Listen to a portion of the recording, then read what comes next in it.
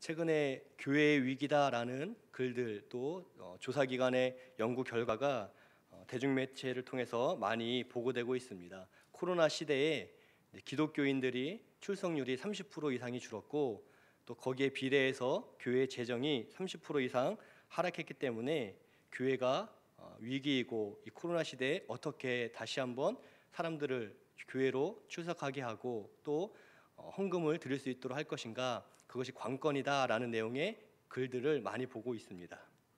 그런데 만약에 출석이 30% 줄고 재정이 30%가 줄어서 교회의 위기라고 한다면 죄송하지만 교회는 하나님의 집이 아닙니다. 만약 그렇다면 교회는 기업이나 회사와 다를 바가 없습니다. 한 기업이 그 기업에서 일하는 분들이 30% 이상 출근하지 않는다면 또 매출액이 30% 이상 줄었다면 분명히 그 기업은 위기입니다. 곧 망할 회사입니다.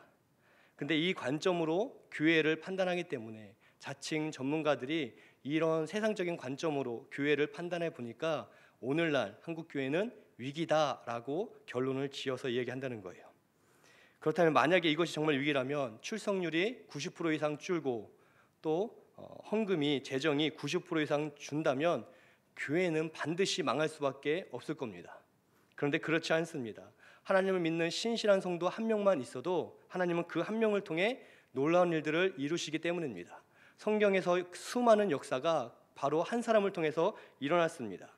우리는 교회에서 세상의 관점으로, 세상의 시선으로 또 세상의 경제 가치관으로 교회를 판단하지 마라라고 이야기합니다. 또 세상의 관점으로 살지 말아야 된다라고 이야기합니다. 그러면서 동시에 바로 이 세상의 관점, 세상의 기준으로 오늘날 교회의 위기를 진단하고 있습니다. 그 판단 근거가 너무나 세속적입니다. 교회의 위기를 세상 기업과 똑같이 사람이 줄어서 또 매출이 준 것처럼 재정이 줄어서 교회가 위기다라고 말한다면 그것은 잘못 보고 있는 겁니다. 출석률이 30% 이상 줄어들었다는 것 통계적으로 맞습니다. 우리 교회도 그렇고 또 제가 알고 있는 교회들 몇몇을 살펴보아도 30%에서 40% 정도 출석률이 지금 줄긴 했습니다. 근데 이것은 위기가 아니라 이런 표현이 맞는지 모르지만 교회에 지금 하나님께서 다이어트를 행하시고 계시다라고 생각하면 될 것 같습니다. 아르헨티나에서 목회하시는 후안 카를로스 목사님이 계십니다. 이분이 제자입니까? 라는 책을 쓰신 목사님이신데 이분이 이 아르헨티나 수도에 있는 교회의 담임 목사로 부임을 하셨는데 수년 동안 184명만 출석했던 교회입니다. 늘지도 않고 줄지도 않고 그냥 전통적으로 184명만 늘 출석했는데 이 후안 카를로스 목사님이 2년 동안 정말 최선을 다하여 목회하시면서 출석이 600명이 넘는 교회로 성장시키셨습니다. 그러니까 아르헨티나의 보기 드문 부흥하는 교회로 뽑혔습니다. 그러면서 이 목사님이 간증을 하러 다니고 또 교회 성장에 대한 또 여러 가지 방법들을 또 많은 분들에게 세미나를 통해서 가르쳐주는 그런 역할을 했습니다. 그러니까 단순히 3배 이상 늘게 된 거죠. 그리고 재정은 훨씬 많이 늘었습니다. 그러면서 이분이 너무 피곤해서 이 교회에 저 교회 다니면서 성공한 방법 또 교회가 부흥한 이유에 대해서 설명하고 메시지를 전하고 세미나를 인도하고 또 본교회 사역도 계속 병행하면서 몸이 축나서 어느 날 쉬기 위해서 기도원으로 들어갔습니다. 그러면서 기도를 하는데 많이 기쁨이 찾아왔습니다. 야, 어떻게 수년 동안 184명만 출석하는 교회가 600명까지 됐는가 하면서 하나님께 감사의 기도 드리면서 또 내가 하나님께 이만큼 잘했습니다라고 칭찬 듣고 싶은 마음을 고백했습니다. 근데 하나님께서 성령을 통해서 이분에게 말씀하신 게 무엇이었냐면 야 후안 카를로스, 너는 내 교회를 부흥시킨 게 아니라 내 교회를 살찌게 한 거다. 너가 담임 목사가 되면서부터 우리 교회가 부흥한 게 아니라 내 교회가 뒤룩뒤룩 살쪄서 건강함을 잃어버렸다. 너는 코카콜라 회사가 코카콜라 팔듯이 예수와 복음을 팔아서 많은 고객을 모았을 뿐이다. 회개하라 라는 음성을 주셨다는 거예요. 그러면서 이분이 자기 본교회로 돌아가서 보니까 교회 안에 600명 이상의 성도들이 출석하시는데 한 명 한 명을 보니까 그리스도인 하나님 앞에 참된 제자가 아니라 정말 코카콜라 사러 온 그런 고객들인 것처럼 교회를 통해서 무언가를 얻고 교회를 통해서 만족을 얻고 교회를 통해서 나의 어느 부분을 체험받으려고 하는 사람들만 가득했다는 거예요.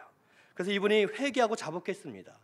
내가 하나님의 교회를, 주님의 몸된 교회를 기업으로 바꿔놨구나 라면서 이분이 가슴을 치면서 회개했습니다. 그리고 모든 사역을 다 뒤집어서 다시 한번 하나님 앞에서 성경에서 말씀하시는 교회를 꿈꾸며 기대하며 섬기기 시작했습니다. 그러면서 이분이 제자입니까? 라는 책을 내셨어요. 그러니까 성도를 많이 모아서 하나님께 칭찬드릴 줄 알았더니 성도가 아니라 고객을 모았고, 규모적으로는 커졌지만 이것이 사람들에게는 자랑이 되고 또 아르헨티나에 있는 수많은 교회는 도전이 되었지만 하나님께서는 건강함을 잃어버린 뚱뚱해진 비대해진 교회일 뿐이다, 기업일 뿐이다, 그 음성을 듣고 보니까 정말 그렇게 자기가 목회했던 것을 알게 되었습니다. 오늘날 코로나 시대의 교회의 출석률이 줄고 있습니다. 이것은 우리에게 어떤 것을 보여주는 거냐면 숫자에만 신경 썼던 우리의 모습을 돌아보게 한다는 거예요.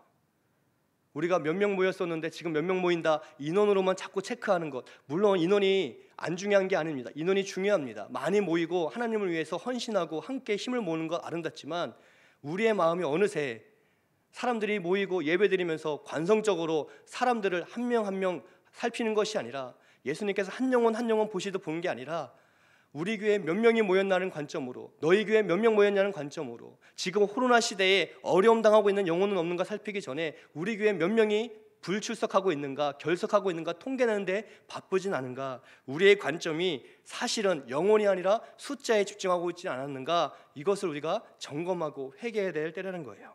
재정이 줄었다면 불필요한 곳에 쓰지 않도록 함께 마음을 모으고 지혜를 모으는, 그래서 규모에 맞춰서 교회가 지출을 재정하고 다시 한번 만드는 그런 지혜가 필요할 때로 우리가 활용해야 됩니다. 우리가 풍부할 때에도 하나님께 우리의 것을 다 드려야 되지만 비천한 중에서도 우리의 것을 가지고 하나님 기뻐하는 곳에 사용될 수 있도록 지혜를 모으고 마음을 모으는 것, 이것을 배울 때가 지금이라는 거예요. 단순히 작년보다 올해보다 내년 재정이 줄은 것을 걱정하는 게 아니라, 재정이 줄었어도 우리는 하나님의 영광을 위해 이 재정을 갖고 어떻게 하나님의 영광을 드러낼 것인가, 나타낼 것인가, 그리고 우리는 많을 때에도 하나님을 자랑하면서 재정을 썼지만 적을 때에도 이것이 더욱 불필요한 데 쓰이지 않도록 정말 하나님 기뻐하는 것에 사용될 수 있도록 마음을 모아서 더 지혜를 발휘하고 더 성령 충만한 가운데 재정을 하나하나 세밀하게 살피는 그런 훈련이 지금 필요하다는 겁니다.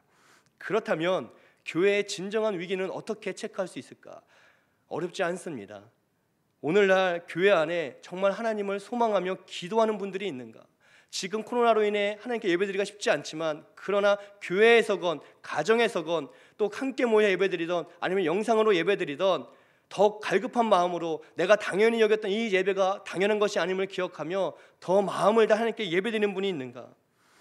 그리고 또한 하나님 앞에 헌신하기 어려운 때에 더욱 하나님을 위해서 낮은 자리에서 낮은 마음으로 하나님을 위해 헌신하고 봉사하는 일에 지원하는 분들이 있는가? 이것을 점검해 보면 알 수가 있습니다. 만약 기도하는 분들이, 예배드리는 분들이, 하나님 위해 헌신한 분들이 없다면 설사 200% 이상의 출석을 하는 성장을 이룬다고 해도, 재정이 200% 300% 달성한다고 해도 그것은 부흥이 아닙니다. 성공한 기업이 될 줄은 모르겠습니다. 그러나 하나님께서 기뻐하시는 교회는 아마 아닐 겁니다. 많은 재정이 있고 또 많은 모이는 사람들이 있을지라도 기도하는 사람, 예배드리는 사람, 헌신한 사람이 없다면 하나님께서는 그 안에서 영광받지 못하실 겁니다. 하나님께서는 내 집은 수익을 남기는 집이다 하지 않으셨습니다. 내 집은 많은 사람들이 모이는 곳이다 하지 않았습니다. 하나님께서는 정확하게 내 집은 만민이 기도하는 집, 특별히 더 정확하게 표현하면 만민을 위해서 기도하는 집이다 말씀해 주셨습니다. 오늘날 우리는 코로나 시대를 살아가고 있습니다. 그래서 교회에서 모여서 예배드릴 때가 있고 또 어느 순간에는 갑자기 흩어져서 가정에서 영상을 통해서만 예배를 드려야 되는 순간도 있습니다. 중요한 건 정말 힘들지만, 그러나 그럴지라도 내가 영상을 통해서라도 마음을 다해서 하나님께 온전한 찬양을 드리고 있는가, 예배를 드리고 있는가 점검하는 것. 또 교회에 와서 기도하는 것 어렵지만 그러나 신실한 마음으로 하나님을 생각하고 하나님을 위해서 또 하나님께 의탁하며 기도의 자리를 내가 지키고 있는가, 그것이 중요하다는 거예요. 그런 의미에서 교회는 분위기가 굉장히 중요합니다. 그 교회가 어떤 교회냐는 그 교회가 어떤 분위기를 갖고 있는가로 판가름이 나기 때문에 그렇습니다. 인원을 중요시하는 교회는 인원이 보일 수밖에 없습니다. 돈을 중요하게 여기는 교회는 돈의 흐름에 민감하게 반응할 수밖에 없습니다. 인원을 중요하게 여기는 교회는 회의 때마다 인원 갖고 싸웁니다. 돈을 중요하게 여기는 교회는 해마다 돈 때문에 부서에서 기관에서 다툼이 일어납니다. 무엇을 내가 중요하게 여기는가, 어떤 분위기 속에 있는가가 그 교회가 어떤 교회인지를 보여준다는 거예요. 이런 분위기를 다시 한번 영적인 분위기로, 하나님 기뻐하는 분위기로 누가 바꿀 수 있냐면 한 사람에 의해 바뀔 수가 있습니다. 우리는 한 사람의 중요성을 많이 이야기하지만 그것은 말할수록, 더욱더 말할수록 다 그 중요함을 표현하지 못합니다. 왜냐하면 한 사람이 너무나 중요하기 때문입니다. 한 가정을 예로 들면 가정의 분위기도 한 사람에 의해서 좌지우지됩니다. 자녀들이 아무리 우애가 깊고 사이가 좋고 엄마와의 관계가 좋아도 아빠가 폭력적이면 그 가정은 화목할 수가 없습니다. 또 반대로 부부가 선을 많이 행하고 하나님을 잘 믿고 또 정말 사랑하고 또 자녀를 위해 깊이 희생하고 헌신하는 부부일지라도 자녀가 늘 사고를 친다면 아무리 사랑하는 가정, 아무리 사랑하는 부부라고 해도 그 가정에 웃을 일이 없습니다. 이 얘기는 뭐냐면 아버지가 중요하다, 어머니가 중요하다, 자녀가 중요하다가 아니라 가족 중에 누구라도 한 사람이 그 전체 가족의 분위기를 이끌어 간다는 거예요. 한 사람이 화목함을 위해서 열심히 애를 쓰면 화목한 가정이 되는 것이고, 다 열심히 애를 써도 한 명이 계속 사고를 치고 문제를 일으키면 그 가정 모두가 다 사랑해도 그러나 그 가정엔 웃을 일이, 기쁠 일이 없다라는 겁니다. 회사도 그렇습니다. 회사도 한 사람이 어떤 마음으로 어떤 자세로 일하느냐에 따라 한 부서, 한 사무실의 분위기가 다르고 한 회사의 분위기가 다를 수밖에 없습니다. 그만큼 한 사람이 중요하다는 거예요. 오늘 성경에는 바로 그 한 사람의 이야기를 우리에게 보여주고 있습니다. 바로 다윗입니다. 오늘 우리가 읽은 본문은 다윗이 왕이 된 지 30년쯤 지나서의 이야기입니다. 오늘 말씀 전에 다윗이 지금 이 본문 20장, 역대상 20장 말씀 읽기 30년 전, 40년 전 이스라엘이 어땠는지를 돌아보면 참담합니다. 왜냐하면 30년 전, 40년 전에 어떤 일이 있었냐면 사울 왕이 수많은 군인들과 블레셋과 싸울 때인데, 그때 블레셋에 골리앗 한 명이 나와서 하나님을 조롱하고 하나님의 군대를 조롱하고 또 하나님을 믿는 자들을 조롱하면서 그렇게 이스라엘 군인, 수많은 군인들 앞에 서 있을 때 아무도 나가서 싸우지를 못했다는 거예요. 수많은 군인이 있었지만 그러나 이 블레셋 골리앗 앞에서는 납작 엎드렸다는 겁니다. 블레셋은 호전적인 민족이었습니다. 싸움을 좋아했습니다. 이유 없이 나가서 싸우고 점령하고 빼앗아 왔던 민족입니다. 또 이 블레셋은 거인 족속이었습니다. 보통 사람보다 키가 컸습니다. 그 중에서도 골리앗이 당대에 가장 키가 컸던 그런 장군이었습니다.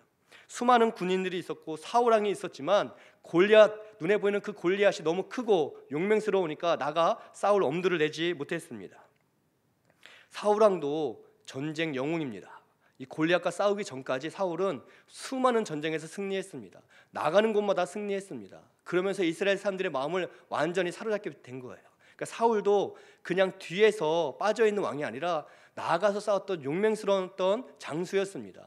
그리고 나가는 대로 늘 승리했던 사람이 사울이었습니다. 그런데 골리앗 앞에서, 블레셋 앞에서 사울 왕도 고개를 숙이고 이스라엘 백성들, 수많은 군인들도 고개를 다 숙이고 있었습니다. 다 침묵했습니다. 여러분, 근데 이스라엘이 언제 전쟁에 승리했냐면 군사력이 좋을 때, 강할 때 그때 승리한 게 아니고, 또 그들이 언제 패배했냐면 군사력이 약할 때, 힘이 없을 때 패배한 게 아니라 그들이 하나님을 뜨겁게 사랑하고 헌신할 때에는 승리했지만 그들의 신앙이 식어서 하나님을 떠났을 때에는 수많은 군인이 있을지라도 작은 민족에게 패배했던 민족이, 나라가 이스라엘이었습니다. 그러니까 그들이 하나님을 어떻게 섬기느냐에 따라 그들이 가장 세속적인 전쟁에서 승리할 때가 있었고 패배할 때가 있었습니다. 그들의 군사력에 따라서 이기고 지는 게 아니라 하나님을 어떻게 믿느냐에 따라 그들의 삶의 자리에서 승리의 영광이 있었고 또 패배하는 모습들이 있었다는 거예요. 하나님을 조롱하고 이스라엘을 멸시하는 골리앗 앞에 아무도 나가서 싸우지 못했습니다. 다들 골리앗을 보며 두려워했습니다. 이 이야기는 뭐냐면 사울 왕을 비롯해 모든 이스라엘 군인들이 하나님보다 이 블레셋을, 세상을 더 크게 보았다는 겁니다.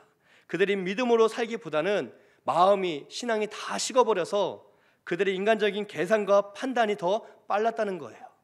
인간적인 계산으로 도저히 우리가 저 골리앗 이길 장수가 없구나, 우리의 힘이 문제가 아니라 저 골리앗과 싸우다가 괜히 죽을 수밖에 없겠다, 그러면서 그들이 하나님을 잃어버린 채, 하나님을 놓쳐버린 채 인간적인 생각으로, 판단으로 재빠르게 뒤로 후퇴하기 시작했습니다. 그들의 신앙이 삶으로 직결되었다는 거예요. 그들이 가슴 뜨거울 때에는 믿음으로 나가 싸웠지만 하나님을 향한 신앙이 다 식은 상태에서는 많은 군인들이 많은 무기를 갖고 있었음에도 불구하고 나가 싸울 생각을 못했습니다.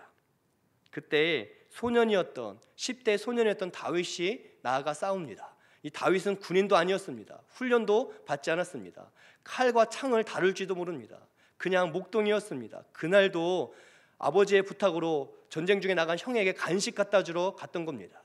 근데 간식 갖다 주러 그저 참석했을 뿐인데 눈앞에서 하나님을 조롱하고 하나님의 군대를 비아냥거리는 골리앗을 보면서 그의 가슴이 뜨겁게 타기 시작했습니다. 하나님 앞에 어떻게 저럴 수 있는가? 하나님을 멸시하고 하나님의 백성을 조롱할 수 있는가? 그가 뜨거운 가슴을 갖고 신앙을 갖고 믿음을 갖고 나아가기 시작했습니다. 그러면서 가장 세속적인 전쟁 한가운데에서 다윗은 믿음으로 나아가 싸웠다는 거예요. 골리앗은 그 조그만 다윗을 보면서 조롱하고 비웃으며 또 네가 나를 조롱하냐라면서 오히려 기세등등했지만, 그러나 수많은 무기 또 수많은 전쟁에서 승리했던 골리앗이었지만, 그러나 이 전쟁은 하나님께 속한 것이었기 때문에 하나님께서 다윗의 손을 빌어 골리앗을 넘어뜨리고 이스라엘에 큰 승리를 주셨습니다. 무기로 싸운 게 아니라 믿음으로 싸웠습니다. 군인이 아니었지만 믿음으로 나아갔을 때 그의 믿음이 삶의 자리에서 승리로 연결되었습니다. 그리고 30-40년, 불과 한 세대가 30-40년 정도 되는데 한 세대도 안 지나서 이스라엘의 영적인 분위기가 완전히 바뀌게 되었습니다. 그렇게 왕이 된 다윗, 그 다윗 이후에 30년 후의 모습이 오늘 역대상 20장 4절입니다. 4절 말씀 한번 보시면, 이때에도 블레셋과 싸우는데 이후에 블레셋 사람들과 게셀에서 전쟁할 때에 후사 사람 십부게라는 사람이 키가 큰 자의 아들 중에 십배를 쳐 죽였다라고 기록하고 있습니다. 여러분, 십부게는 다윗이 아닙니다. 십부게를 처음 듣는 분들이 아마 많으실 겁니다. 십부게는 유명한 사람도 아닙니다. 교회에서 가르칠 만한 사람도 아닙니다. 그냥 한 명의 군인입니다. 근데 십부게라는 사람이 키가 큰 자의 아들이었던 십배를 쳐 죽여 항복을 받았다 기록하고 있습니다. 5절에 보시면 블레셋 사람들과 또 전쟁을 하는데 야엘의 아들 엘하난이 가드 사람, 가드가 골리앗의 고향인데요, 이 가드 사람 골리앗의 아우 라흐미를 죽였는데 이 사람의 창자로는 베틀채 같았더라. 가드 사람 골리앗의 아우 라흐미라는 백전노장의 군인이 있었습니다. 그런데 그도 거인이었습니다. 그런데 엘하난이라는 사람이 이 라흐미를 죽였고 승리했다 기록하고 있습니다. 라흐미도 우리가 모르는 사람입니다. 또 6절 7절에 보니까 계속 가드, 이 골리앗의 고향이고 블레셋의 근거지가 되는 이 가드에서 전쟁할 때에 그곳에 키 큰 자의 하나는 손과 발의 가락이 6, 손가락도 6개씩, 발가락도 6개씩, 그러니까 엄청난 거인이니까 손가락 발가락이 더 있었던 것 같아요. 그런데 모두 24개의 손가락 발가락이 있는데 그도 키가 큰 자의 소생이다. 정말 키가 컸던 것 같습니다. 그런데 7절에 보니까 그가 이스라엘을 능욕함으로 다윗의 형 시므아의 아들 요나단이 그를 죽였다 기록하고 있습니다. 이 요나단이 누구냐면 다윗의 조카입니다. 지금 성경이 우리에게 계속 말해주고 있습니다. 다윗뿐만이 아니라 수많은 사람들이 가서 블레셋과 싸우고 거인들을 이기고 죽였다. 그러면서 결정적으로 8절에 결론을 이야기하는데 가드의 키 큰 자의 소생일지라도 다윗의 손과 그 신의 손에 다 죽었다라고 성경은 분명히 기록해주고 있습니다. 30년 전에는 아무도, 수많은 군인들이 나가 그 전쟁 앞에서 골리앗을 볼 때 아무도 나가 싸우지 못했지만, 그러나 30년이 지난 다음에는 아무나 나가 싸워도 다 이겼다 기록하고 있습니다. 누구나 나가 싸워도 다 이겼다. 한 명도 두려워해서 뒷걸음질 치지 않았다. 한 명도 두려워해서 다윗을 찾지 않았다. 다윗 없어도 괜찮아, 내가 나가면 싸우면 돼, 내가 나가도 괜찮아, 다윗의 하나님이 나의 하나님이고 다윗을 통해 어린 다윗을 승리케 하나님이 우리 하나님이니까 우리가 나가서 싸우면 된다. 이 마음이 이스라엘 모든 사람들의 마음에 불일듯 일었다는 거예요. 불과 30-40년 만에 다윗 한 사람으로 말미암아 이제는 이스라엘 누구도 블레셋 거인들을 두려워하지 않게 되었습니다. 그리고 다 나가 싸워서 다 승리했습니다. 다윗의 믿음이 한 사람의 믿음으로 끝나지 않고 이스라엘의 영적인 분위기를 바꾸고 영적인 분위기가 바뀌니까 가장 세속적인 전쟁에서의 분위기도 바뀌게 되었습니다. 오늘날 코로나 때문에 우리는 위축될 수밖에 없고 마음을 졸일 수밖에 없습니다. 어제는 5천 명이 넘는 사람들이 코로나에 걸렸고 어제 대전도 80명이 넘는 분들이 걸렸습니다. 큰 걱정거리이고 두렵고 또 위축될 수밖에 없는 순간입니다. 마음을 졸이며 하루하루 버틸 수밖에 없는 순간입니다. 그렇기 때문에 이때가 교회의 위기가 아니라 바로 이때에 교회에 다윗과 같이 하나님이 찾으시는 그 한 사람이 필요하다는 거예요. 기도에 불을 지필 한 사람이 필요합니다.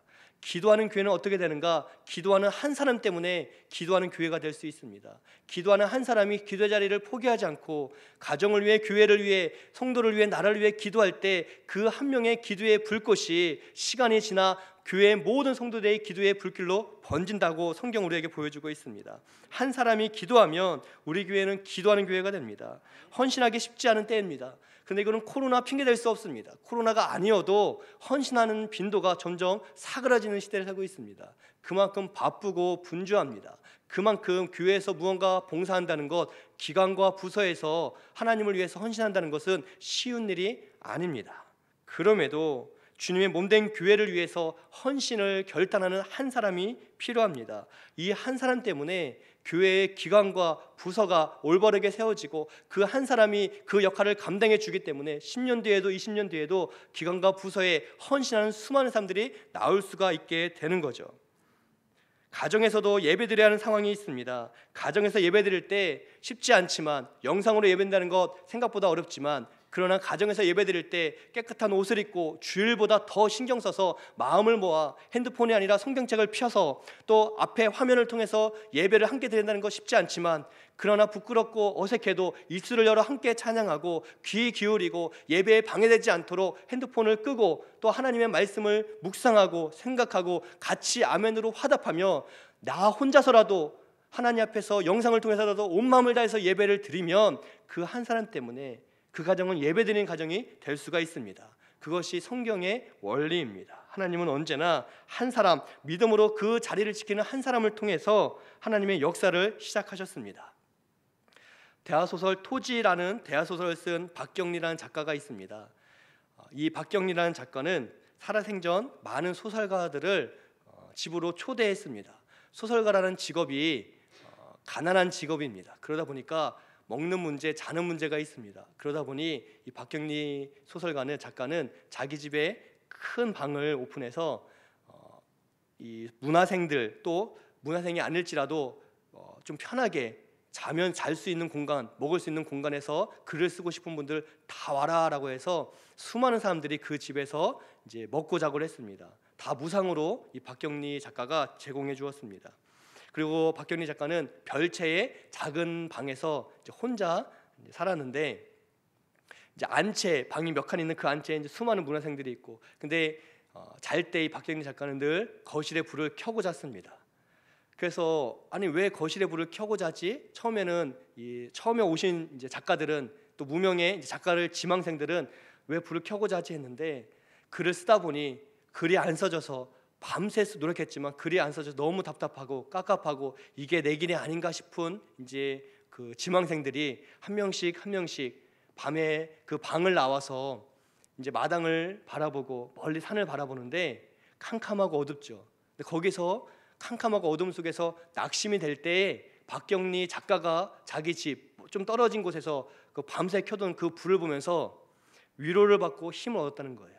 그러니까 그것을 본 이 문화생들, 또 그 지망생들이 뭐라고 했냐면, 그 불을 왜 켰는지 정확히 설명해 주진 않으셨지만, 그러나 그 불을 볼 때마다 내가 답답해서 막막해서 내가 글 쓰는 게 맞나, 내가 이 재능이 있는가, 그래서 좌절하고 마음이 실족할 때, 답답한 마음에 나왔을 때, 그러나 불 켜진 그 하나를 보면서 박경리 작가가 마치 너 잘하고 있으니 계속 그 길을 가라라고 하는 것처럼 들리고, 또 그 불을 볼 때마다 다 캄캄해도 그 앞에 있는 불을 보면서 박경리 작가가 마치 포기하지 말고 이 빛 바라보며 계속 걸어라는 것처럼 음성이 들리면서, 박경리 작가가 속 깊어서 말하지 않았지만 그 높은 선배 작가가 이제 갓 글을 쓰려고 하는 우리들에게 포기하지 말고 이 빛을 따라 계속 오다 보면 언젠가 너의 소설을 완성할 거야 라는 사인으로 그들의 마음에 새기면서 용기를 얻어서 포기하지 않고 계속 작가를 지망하고 글을 쓰고 시도하고 도전하고,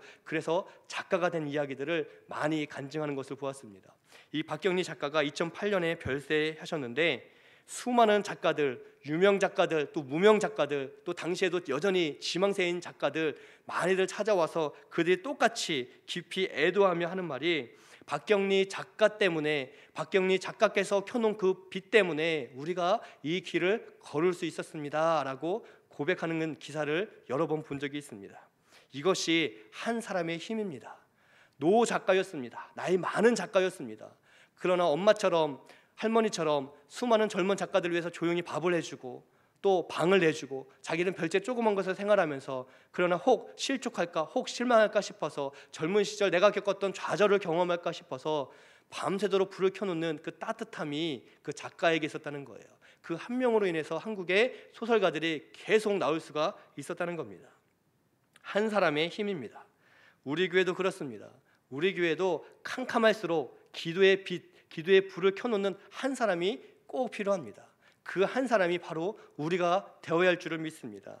가정에서, 교회에서 예배드릴 때 쉽지 않지만 마스크를 쓰고 함께 모이는 것, 또 마스크 없이 가정에서 영상 예배드리는 것 다 어렵지만, 그러나 그 어느 때보다 절실한 마음으로 내가 마음껏 찬양할 수 있었던 것이 복이한 것을 기억하며, 내가 비록 코로나 시대에 마음껏 찬양하지 못하지만 마음을 다해서, 정성을 다해서, 뜻을 다해서 하나님께 온 마음을 다하는 그 예배자 한 사람이 우리 가운데 필요합니다.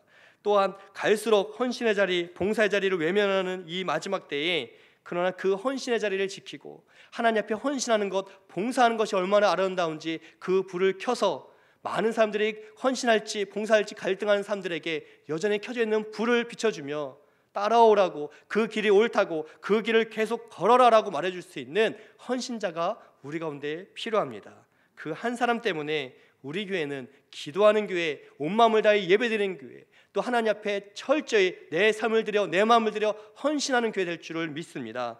또한 우리 가정에서도 그렇습니다. 하나님을 위해 헌신과 봉사의 자리가 가득한 것처럼 우리가 교회에서만 그런 것이 아니라 가정에서도, 우리 가정에서 어려움이 있고 괴로움이 있을 때 그것을 외면하지 않고 또 거기에 동화되어 함께 세속적인 말을 하는 게 아니라, 나는 하나님 앞에 순전한 믿음을 지켜 가정에서 내가 불을 켜는 사람, 내가 헌신하는 사람, 내가 기도하는 사람, 내가 가정의 분위기를 바꾸기 위해서 한 명으로 깨어있는 그 사람이 된다면 바로 그 한 명 때문에 가정이 변화될 줄을 믿습니다. 하나님의 은혜 속에서 하나님 앞에 헌신하는 그 한 사람이 되어 나를 통해, 우리를 통해 우리의 가정이, 우리 교회가 날로 새로워지는 귀하고 복된 삶 살아가는 우리 모두 되시기를 예수님의 이름으로 축복드립니다.